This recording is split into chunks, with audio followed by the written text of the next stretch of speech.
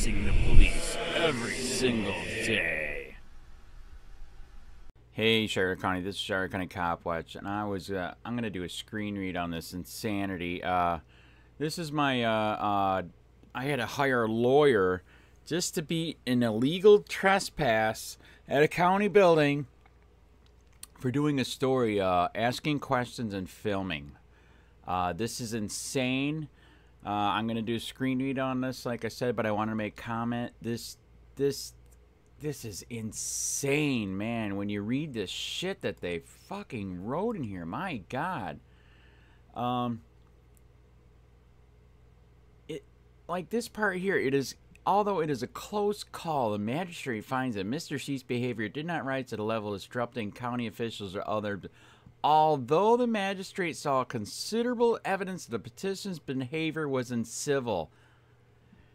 What the fuck? If you go in and you have a camera and ask questions, this fake ass fucking judge, James Fox from Naples, who is a lawyer, if you ask questions, record. What? Wow.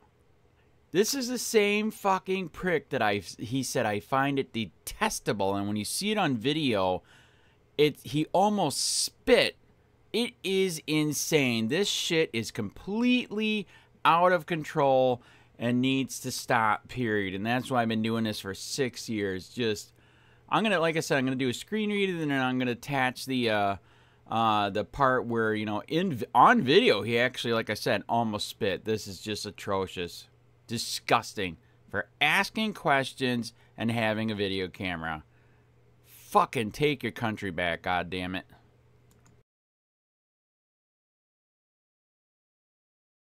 Before the special magistrate in and for Charlotte County, Florida. Andrew Bryant Sheets. Petitioner, reference hashtag 2016-027. V civil case hashtag CVL1803945. Docket number 112,018 Andrew Sheets. Charlotte County, process hashtag C180078880. Florida. Respondent. Order. This cause having come on to be heard before the special magistrate, on December 4, 2018, and the court being fully apprised of all the testimony and evidence in the premises, finds as follows. Facts. 1. On November 1, 2018, the petitioner and three other people went to the Murdoch Building at 18500 Murdoch Circle, Port Charlotte, Florida 33948. 2. The petitioner interacted with a number of county staff before lingering at and around the front desk. They were asked to leave by Deputy Sterling, and they did so after repeated requests. 3. On November 2, 2018, the petitioner was served with a trespass warning, issued by the County Administrator, Raymond James Sandrock. 4. The trespass alleged a violation of the facility rules, specifically number 9, disruptive, harassing or unsafe behavior, including conduct which intentionally interferes with employees in the performance of their duties or intentionally interferes with the proper use of the county facility by others. And number 13, blocking access to any county building, doorway, walkway, ramp, road, parking access, or steps for any purpose without authorization. 5. The petitioner requested an appeal on November 9, 2018, and a hearing was set on December 4, 2018 before Special Magistrate James Fox. Wherefore it is so ordered and adjudged as follows. As to alleged violation number 9 and 13, the magistrate finds there was no intent for intentional interference with the employees in the performance of their duties, or intentionally interference with the proper use of the county facility by others. The magistrate finds there was no harassing or unsafe behavior.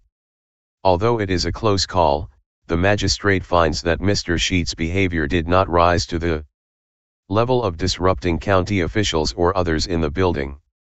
Although the magistrate saw Considerable evidence the petitioner's behavior was uncivil, his actions were within the kind of robust exchange public servants are occasionally called up to have with the public. Furthermore, his actions were not disruptive. And, when officers arrived, he complied with their orders. The magistrate finds the petitioner was not blocking the access to the county building by standing in the doorway. Therefore, the county is ordered to rescind the trespass against the petitioner. Andrew Sheets, dated November 1, 2018, and notify the Charlotte County Sheriff's Office that the trespass is hereby rescinded. Dated December 11, 2018. Special Magistrate James D. Fox. Copwatch, policing the police every single day. Deliver my ruling on the easy ones first. With respect to blocking the access, there is insufficient evidence that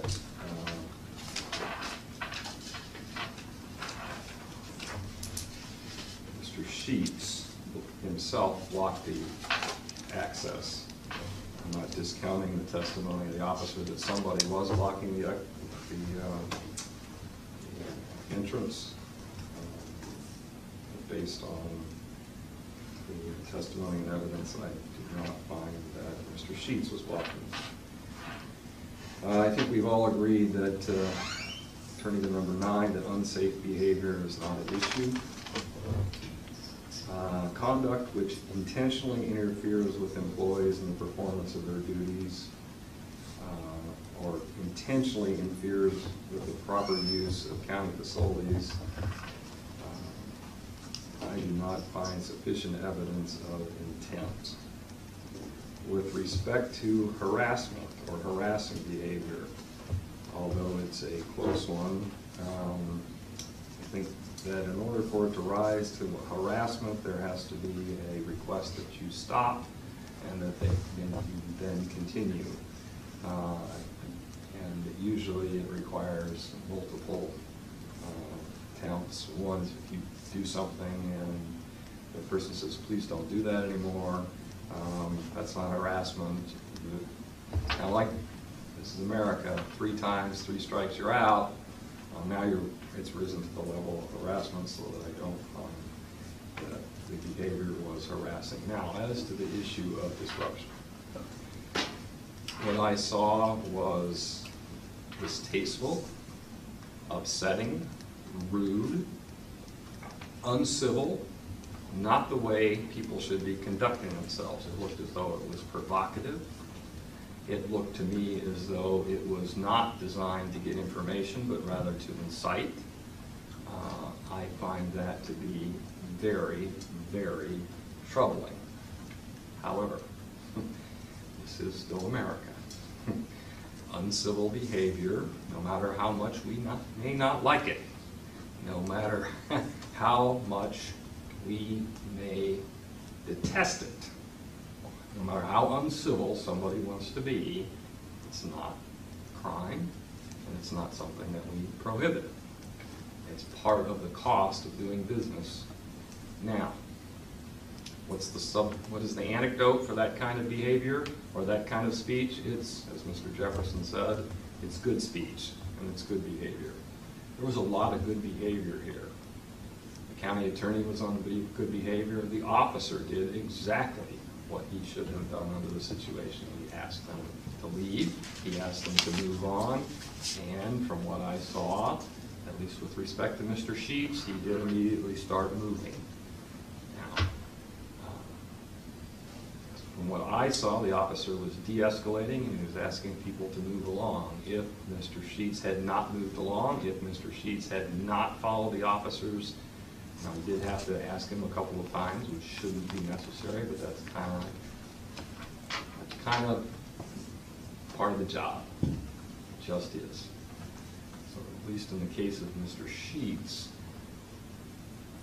it's there was some evidence presented by the officer that there were people who were dissuaded from doing county business, particularly back there at the end. I did see some people who were walking by. They were not here, they did not testify. I really can't guess at their intentions. I just can't. So I don't know what those people were or were not, was in their minds. It was very close that Mr. Sheets and his, I mean, he is the only one who's at issue in this hearing, was done with his business. It's not fun being a county official sometimes when you have people who engage in that kind of behavior, but my opinion, it did not rise to the level of being disruptive because he ultimately complied with the police officer. So that's my ruling. I would ask that Mr. Sheets' counsel prepare an order for me to review based on my oral ruling. And with that, this hearing is adjourned. Thank you. Hey, Charlotte County, this is Charlotte County Copwatch. I am using any video here with under fair use if you have criticism, reporting, teaching, etc. And please donate. I do not make money from YouTube, and there are different ways to donate in the video links. Thanks.